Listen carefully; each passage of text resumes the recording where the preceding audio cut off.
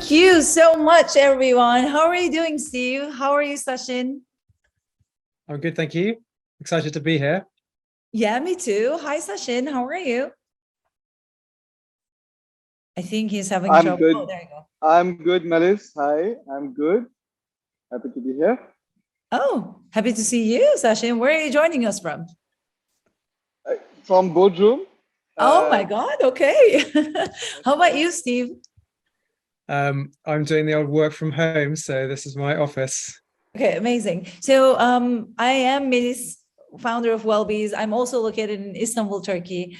And I would love to walk you guys through about what we're going to experience in the next 40 minutes, which is going to be a very high-paced, high energy session of, believe it or not, no slides, and absolutely like a very fast-paced Q&A where you will get questions to answers to very big questions, and hopefully we will also publish this as a very quick podcast for you guys as well. So today the topic will be financial well-being, financial employee well-being, so to say, and we're going to cover it from 3 different angles. So I myself, I'm expert in organizational well-being. I'm the founder of Wellbees. We do employee well-being. And then dear Steve here, hi Steve, he is the founder of That Simple Saving, and he will be giving us a lot of insights on financial well-being programs in companies. And Sachin here, Sachin Bajaj, is that how you call your name? That's right. Okay, cool. He is also the founder of Comports. And from him, we'll be hearing a lot about compensation and how review of compensation works nowadays. Great. Let's get this party started, I would say. And for all of you who are here, who are joining us as attendees today, please feel free to drop any questions in the chat, and we'll be super happy to answer them. And also just bear in mind, this is a recorded session, and this will be also posted as a podcast later on, just so you know. All right, Steve, let's start with you. So where do you think this whole thing is going? I mean, there are talks around a recession looming. We don't really know where the macroeconomy is going at the moment. There are a lot of unknowns. We're certainly not really interested in the macroeconomy part here, but we're mostly interested in how that's going to affect our employees in the next quarter or two. So can you give us a little bit of direction there? Sure. And as a reminder, none of us have a crystal ball. So I think HR people need to be prepared for inflation to go up, inflation to go down, interest rates to go up, to go down. But I think what we're likely to see is inflation is probably going to stay high. In the US, inflation is now being driven by services, which means higher wages, low unemployment. And that's probably going to have knock-on effects in the UAE as well. We're seeing a high cost of living, rent up 25% in the UAE, transport up 38%, food 8%. I don't think that's going to change anytime soon in the next year. Debt burden is going to continue to increase, especially anybody who's on a kind of fixed rate mortgage or personal loan. When those end, or anyone who's on a variable mortgage, they're going to get really squeezed there. And I think, remember, this is a tale of 3 economies. When you're dealing with your staff, they are exposed to the UAE economy and the US economy because the dirham is pegged to the dollar, but also their home economy as well. So I could easily see US interest rates up to 4.5% next year, which is pretty terrifying. EIBOR, the UAE rate, it's gone up from 1.2% up to 3.2% in the past year or so, and could go up well to 5 or 6%. So you're really starting to see people squeezed there. At the same time, possibly oil prices sagging, which is going to put pressure on the companies themselves. And where do you think things are going to go, Sachin? I think I've lived in Dubai for about 10 years, and I think closely watched the economy going up and down since 2009 many times. To be very frank, I think Middle East is probably the least impacted area around the world in terms of when we say that there's inflation going up. even if we talk about the inflation, I think the cost of living is anyway very high.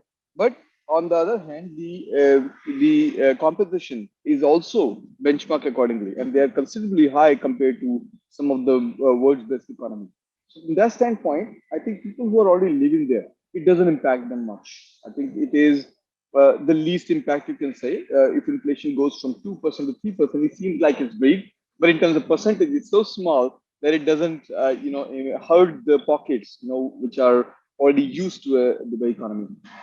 Where it is going is, from the financial science standpoint, Dubai is a kind of place where people earn money and then they spend immediately, right? I think companies, what they're trying to do is helping employees to plan their what you call a systematic investment planning process, right? That's where companies are putting a lot of focus that they don't earn and then they spend all of it on luxuries of Dubai or Middle East for that matter, and keep saving for the future as well. I think that is the increasing focus for most of the organizations. As well. So I'm looking, of course, looking through the lens of an HR professional. Coming back to you, Steve, where do you think like HR is going to see more? You talked about a lot of squeezes. Where do you think they're going to see a lot of those squeezes happening in terms of the employees? So firstly, UAE staff are some of the most stressed in the world. I think 88% was the last survey saying that they were extremely stressed. And remember, in the UAE, if you lose your job at the moment, you have to leave the country. And so that just loads more pressure onto you. What we're going to see, I think, is increased pressure from home countries. And so HR is going to need to understand the dynamics of what's going on. For example, floods in Pakistan at the moment. So both economic and kind of unexpected crises. Individuals are going to have to spend more money, but they're also going to have to cut back on what makes them happy or what makes their life easier. So you can expect them to be more distracted and less focused and less motivated at work. They're also going to have less cash for resilience, and they're going to have trouble paying. So you need some emergency funds, as Sachin was saying. Like if you spend all your money just living in Dubai, and then an unexpected bill comes along, whether your dad gets cancer or you didn't prepare for your DEWA bill or whatever it might be, you're going to have trouble paying those large lump sums like rent, and therefore that's definitely somewhere where HR can step in to ease the burden on that. I think we're going to see even more people resorting to loans and credit cards just to survive on cash flow, and turning to loan sharks or their family. That is like epidemic in the region already, and I think we're going to see it even more. But also where people have invested, they don't always invest that sensibly. And investments are really down at the moment across the board. And so again, I think people are going to be really distracted there as well. So people are going to be worrying about their current finances. They're going to be worrying about their future finances. And they're going to be just even more distressed and distracted, unfortunately. And I think you'll see that from the lowest paid employees all the way up to the highest, especially if they're loaded up in debt.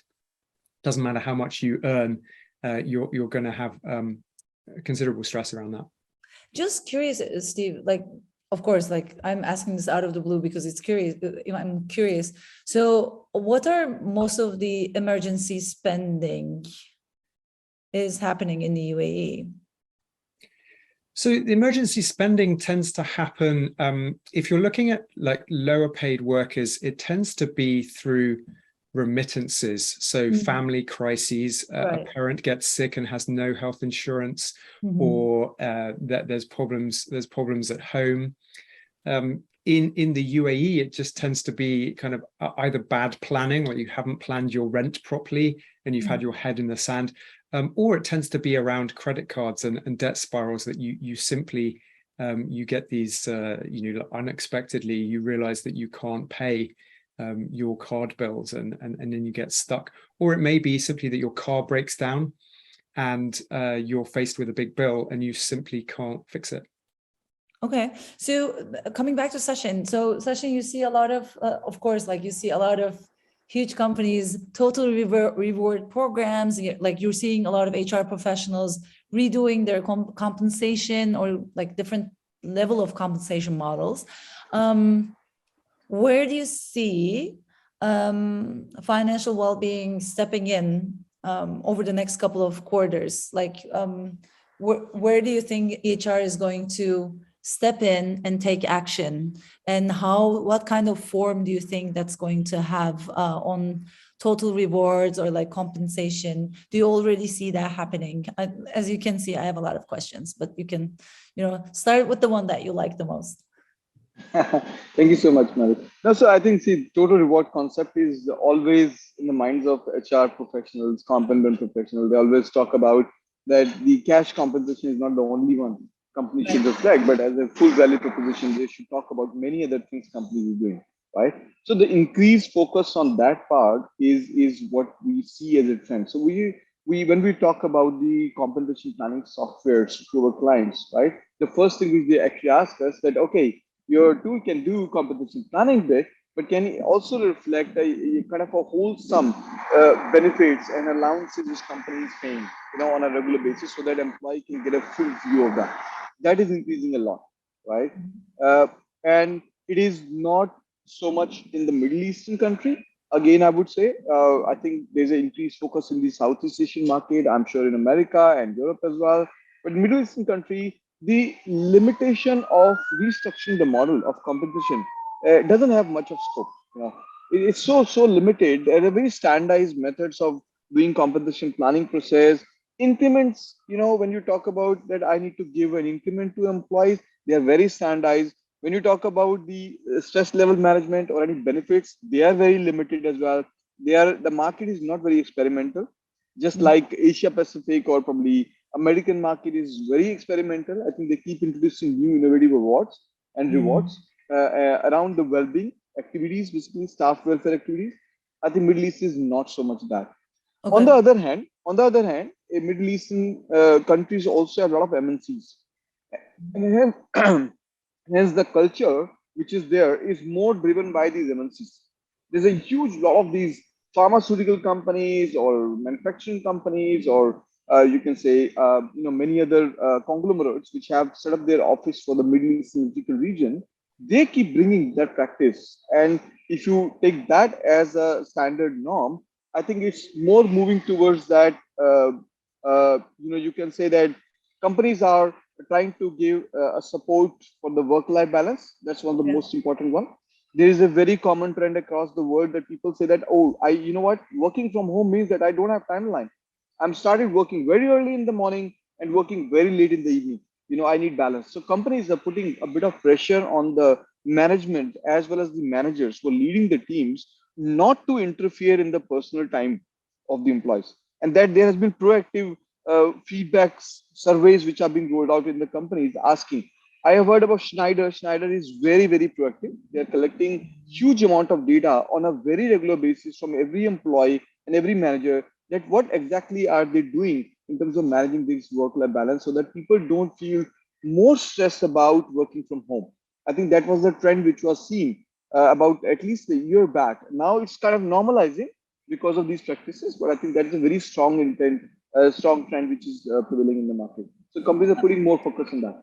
Okay, coming back to Steve now. So Steve, we talked a little bit about total rewards at the moment, but I really want to find out what companies in the UAE are doing in terms of helping employees with their financial well-being. What are you seeing out there, Steve?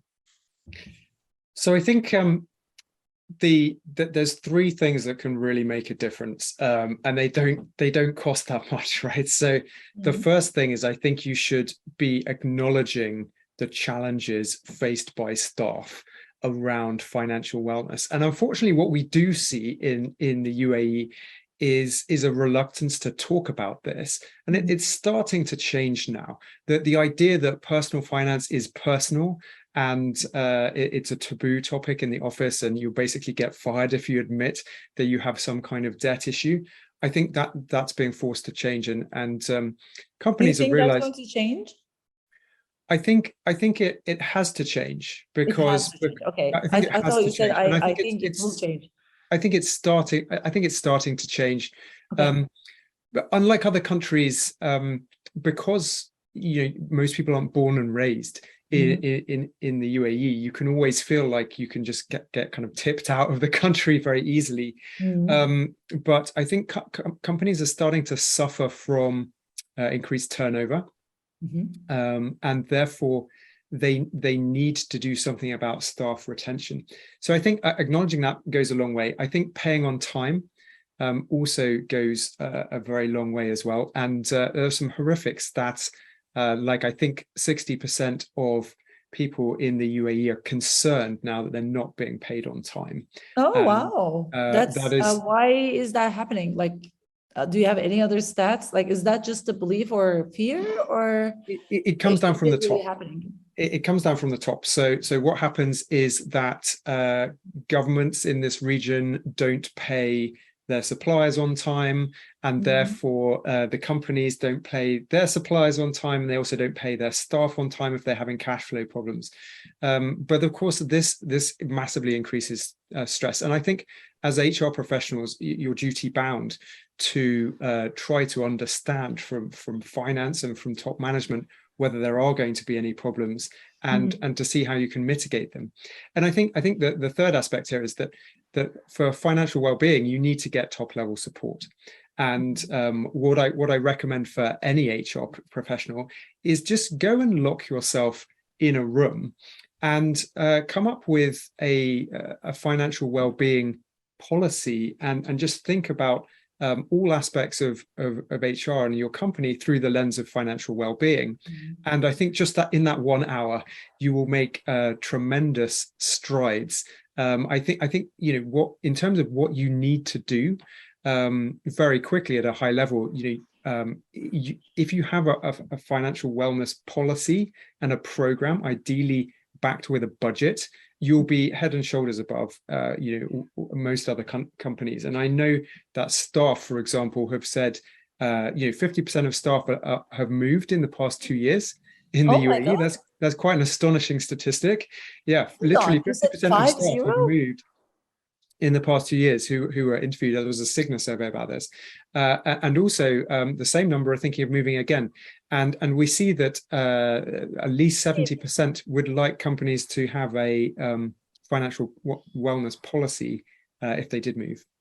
I have to ask you this, to understand it, to make sure that I understood correctly. So 50% of everyone surveyed in the Cigna survey said that they're moving within the country, or they're moving from somewhere else to you? Likely within the country. Now, I haven't looked into the details of who exactly, whether they interviewed a representative section across the board.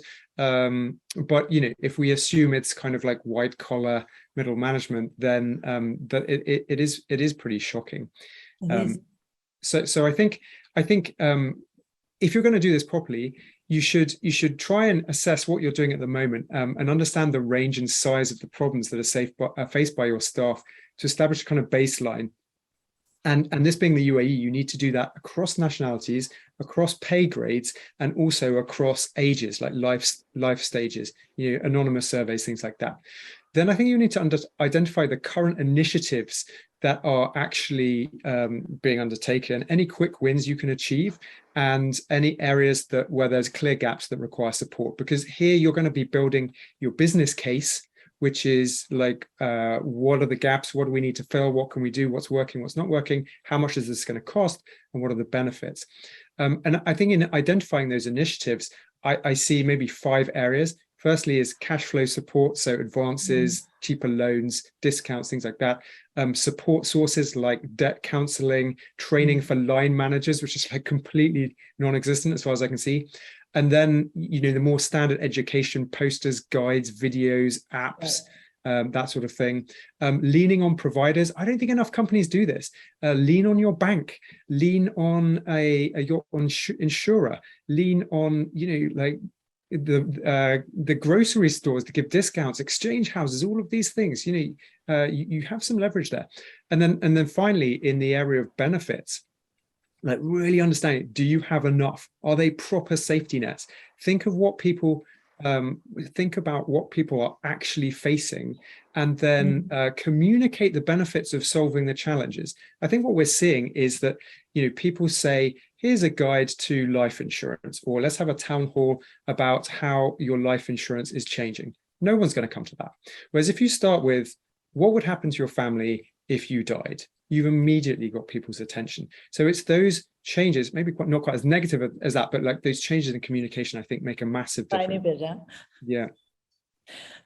This is so amazing. Hold on. Let me summarize everything that I've heard. So basically you've started like these past 5 minutes with saying almost something like what used to be taboo was, right, like mental well-being. We didn't used to talk about mental well-being at work. And now like that's sort of shifting, right? Like everybody's sort of talking about mental well-being, but that's replaced with financial well-being. So it's sort of like, I'm sort of hearing this, like this is the next level of door that we're opening at the moment.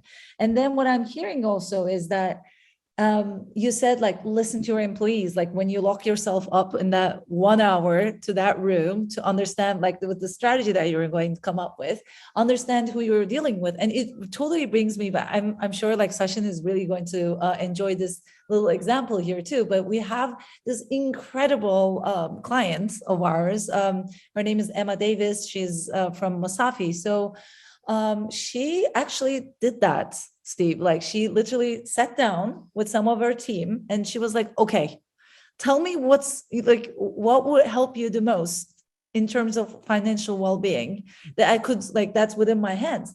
And here's what they said, like it's their workforce is mostly of Indian origin. And they said like our number one concern is to send home money. Because it was COVID, it was difficult to go to banks and the banks were charging a lot of commission to send money to India. Here's what she did. It was so simple. And I love this example. Like she went back to one of the banks, as you said, like with one of your examples, I love that. She went back to one of the vendors and was like,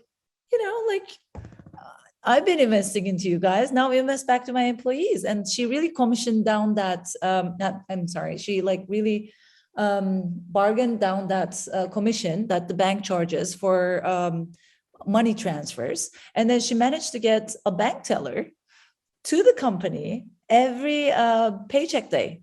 Amazing, right? Like she says, like engagement went up, morale went up, like turnover went down, one small single step. And like, this is not even strategy. I mean, it's a small intervention, but it helped so much.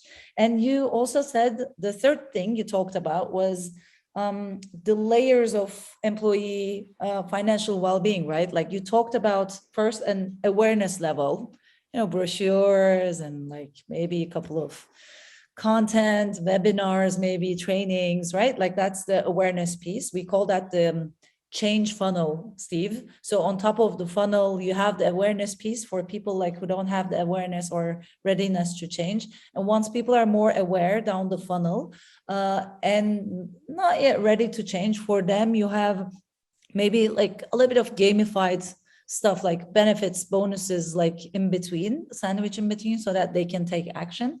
And then finally, you have the real deal, right? Like debt counseling. Maybe someone like Steve who comes in and like consults people in terms of taking charge of their own finances, or like line manager trainings, right? Like down the funnel, you really are doing those like life-changing interventions, but on the top, you're doing the more like awareness building stuff.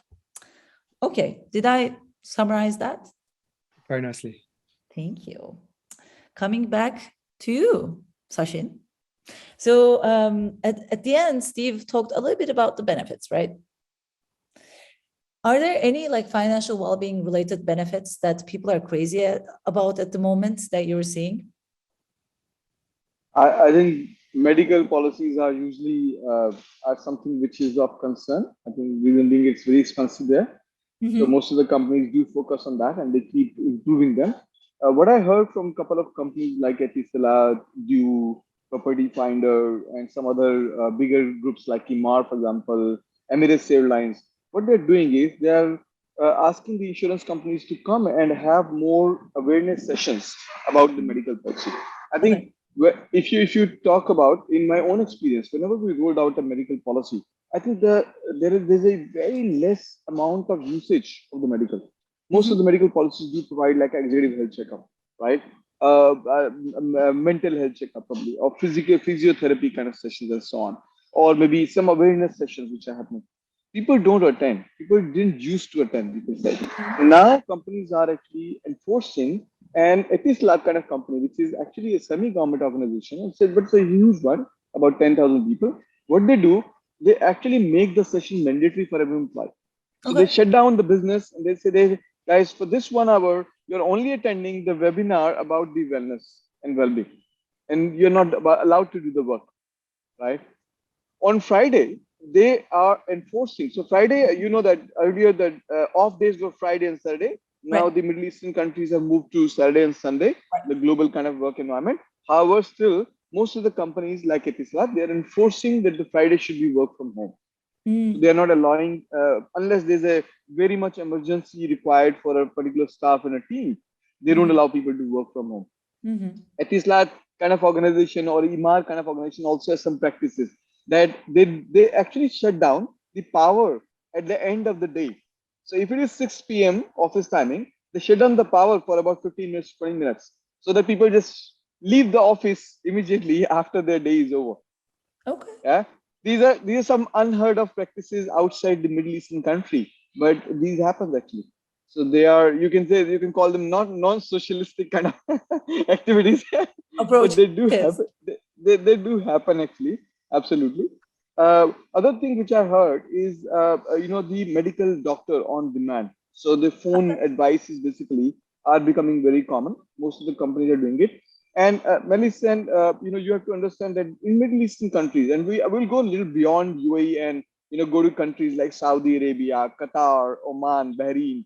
If you collectively look at, a best practice is what being probably exercised by less than 10% organization.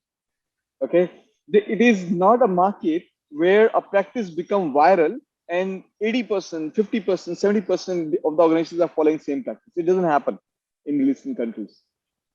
When you do surveys, for example, it's a Uh-huh. very small representation of the outcome which you're going to get.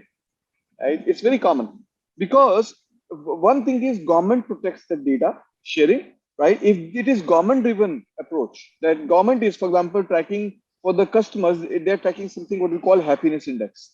Right? If they drive it very effectively.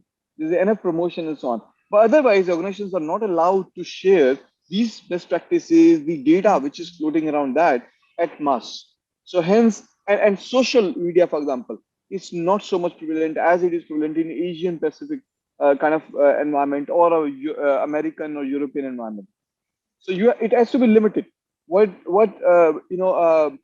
Steve also mentioned about the survey outcome. For example, 50% people are saying they're moving. I think that is the resultant of in few months of time when the COVID has a peak at the Middle Eastern countries, 30% of population was let go. Now, people who had the resistance to survive for a few more quarters, they survived, and now they're changing the job. And that's what the outcome is coming from, most likely, right? And then when it moves back, Middle Eastern country also has a sharp peak and a sharp downturn and a sharp peak again. So when they actually fire people, 30% population, in the next 6 months, when the situation become normal, they immediately hire 30% people as well, or even more than that. So it Oh, bounces back much faster compared to the other world economies because it's small and manageable. And that's one of the reasons probably they are able to manage it faster. okay. You mentioned a couple of very interesting things. So you mentioned the trend in like the medical policies, the medical doctrine on demand. Like I've seen this in so many different reports around the world as well, not just the UAE. I mean, there's a report from Benefex called um, the new benefit manager is called. It's called. It was released last year, and it talked about like the extreme comeback of these like very simple benefits, right? Like I mean, who gives a that? Like, who gave a damn about insurance, right? And now, like, it's popular again and it's on top of the Yeah. agenda. So, merit as well. Like, merit is huge in benefits, and like, um, they're also like they have their own report as well. there they talk about how experiences are coming back to these like total reward pictures like never before. I guess like it's because of this mix of us facing COVID and like experiencing death maybe so close by, and then reverting to non-monetary experiences. Maybe that could be explained that way. And then you also talked about maybe shedded some light on the move rate that Steve talked about, how like 50% of the people are moving in UAE, and how that could be associated with the 30% layoff rates that happens within this year again. Okay, so coming back very quickly, like I would love to know from you, Sachin, if you're seeing any interesting trends in the compensation world. I know you guys are looking at some crazy statistics at how like we used to look at compensation every year, and now it's like at shorter intervals. So why do you think that's happening? Melis, we can give you probably insight about a non-Middle Eastern country more than the Middle Eastern country, which is the retention bonuses, right? That's one of the highest, peak at a highest peak right now. I have heard almost about most of the clients who actually come and try to do an automation of the product, for example, automation of the processes and so on. They always talk about the retention bonuses. They say, "Can you manage my retention bonuses on your solution?" Right? Okay. And it's not actually. You can say half of it is attributed towards these high attrition rate all over the world. You know that it's called the great attrition everywhere. The new terminology has been thrown by somebody. Or great awakening, wherever you look at it from. Absolutely. So one is contributed to that, but I think when you look at controlling your workforce for a longer period, I think retention bonuses, which are either given upfront but spread across with a clawback over a period of 2 to 3 years, or given as a commitment and spread across 2 to 3 years. These are the two common ways of giving retention bonuses. And earlier, it used to be only very specific to the high level individual, like a CXO level or probably one level lower, when you are hiring a talent in an immediate basis and the talent is crunched in the market, right? Now, it is happening for the existing employees. So companies are proactively looking at these plans and trying to roll out. It can be cash, it can be stock option, and then rolling out multiple schemes at the same time. I know one company which is back in Southeast Asia. They have people in Middle Eastern countries, Europe and America, everywhere. They've rolled out a global plan, which actually reviewed 4 times in a year. So every quarter, they identified the critical resources and the critical position holder, and then give them additional grant of retention 4 times in a year. That's quite crazy. That means a lot of staying in the room for hours, as Steve said, and locking yourself up and thinking a lot about things. Absolutely, absolutely. But again, I think the practices are very, very minuscule in nature. They are not like they're spreading like fire in every organization around the world, or even Middle East or Asian countries and so on. It is still slow, I would say. I agree. Okay, Steve, coming back to you, I really want to know, we have the last 5 minutes, but I really want to know from you a couple of benchmarks from your own practice. So what are some of the things you're seeing? So we obviously heard from the compensation side and benefits. So what are you seeing in more of the, I would say, training programs in terms of making financial well-being a reality? Like we talked about the strategy piece with you just earlier. How do you make it into a program? Yeah, so here's a couple of examples of companies that have done this. And I think what the astonishing statistics is that if you have a financial wellness policy, then 2.5 times more staff are satisfied with their benefits package. You don't necessarily have to even change the benefits package. You just have to communicate why it's useful. But probably in the creation of that financial wellness well-being policy, you probably will tweak things. I think the problem is that if you're paying people money and offering these benefits, it's a cost to you. But if you're just throwing it into a black hole, then it's not going to achieve anything. And that's why you get these astonishing benefits. And 3 times more people were saying that it supports them at different stages. And a lot of this stuff, actually, it doesn't cost the company anything to do. So, for example, in the UAE, there's a small window manufacturing company that I think is best in class when it comes to financial well-being for small companies. A lot of staff were never coming back from vacation because they're being caught out by loan sharks, a 20,000 dirham loan becoming a 90,000 dirham loan, and travel bans and threatening families, all sorts of nasty stuff. So what they did is, firstly, they warned staff and they educated them about the dangers of debt. Secondly, they didn't give out salary certificates at all unless checking the purpose for these things. They were quite flexible about salary advances if there was a genuine crisis at home. They would actually, I'm definitely seeing companies paying upfront for rent and then getting the money back through the salary, and therefore that's effectively an interest-free loan. It makes a massive difference.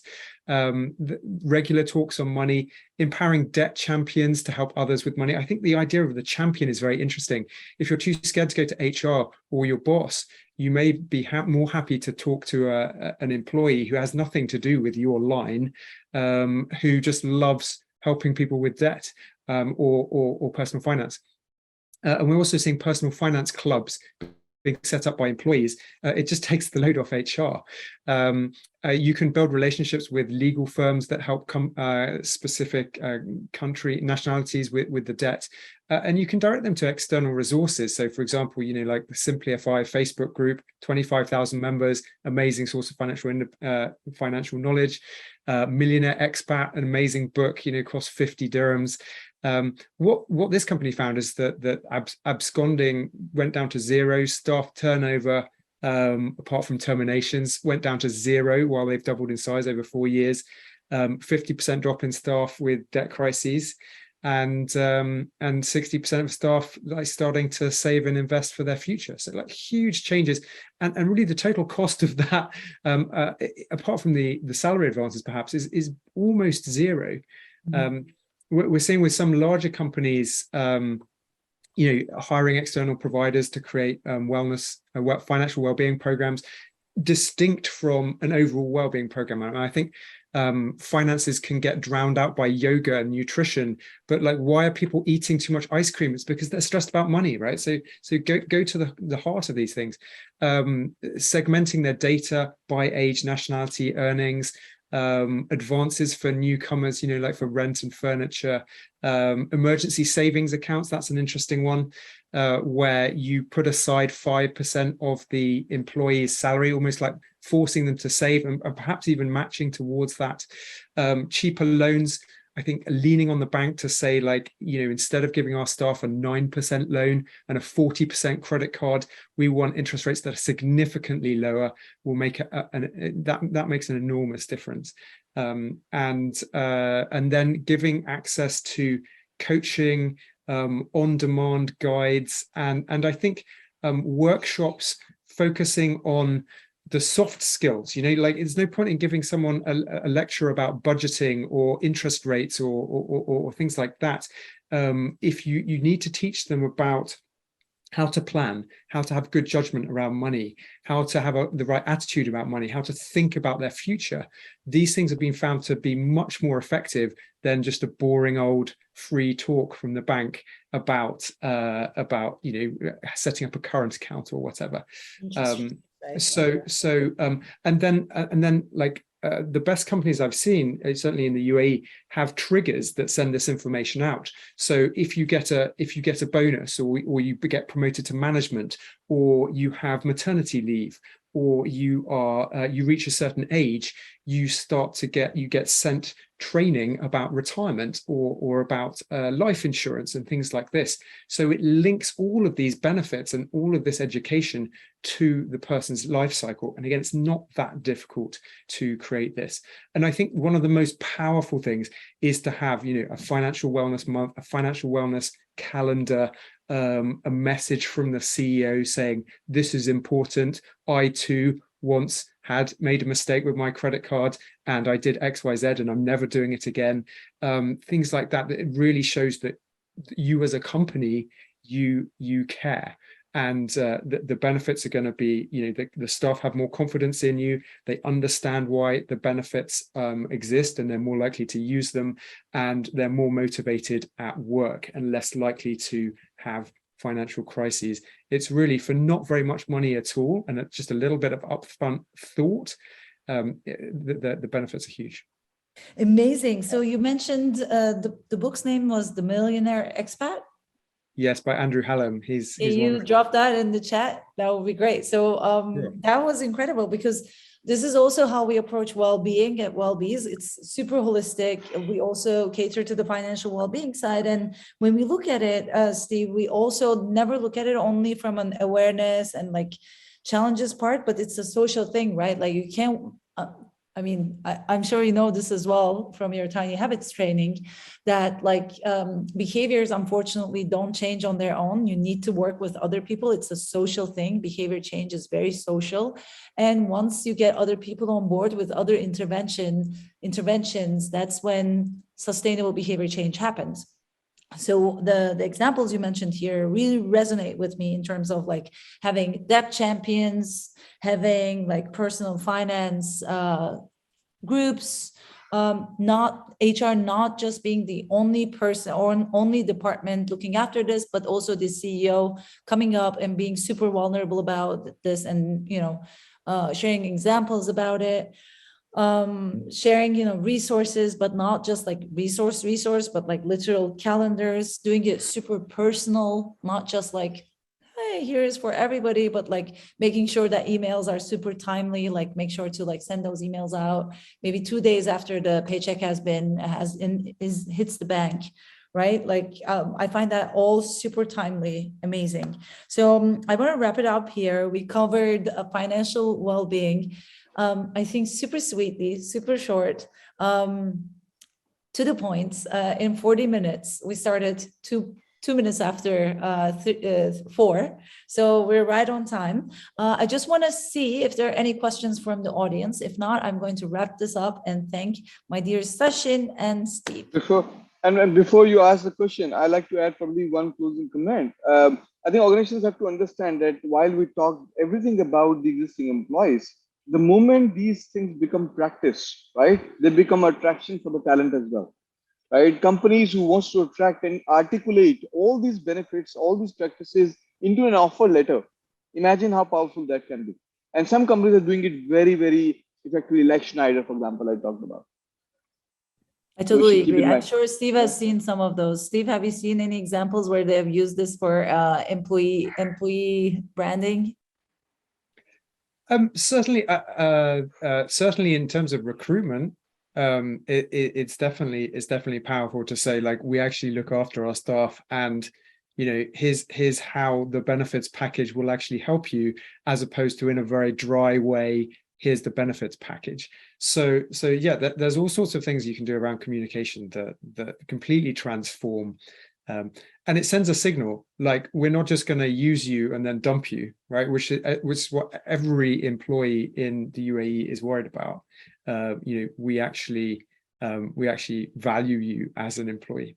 So I really want to thank everyone for participating. Thank you so much, Steve. Thank you so much, Sachin. This was such a rich session and with a lot of examples. Until next time, I want to bid farewell to everyone who attended today, and see you at the podcast and its responses there. Thank you, Steve. Thank you, Sachin. Thank you. Thank you, everybody. Thank you, Melis. Thank you, Steve. Bye, Bye, guys. bye.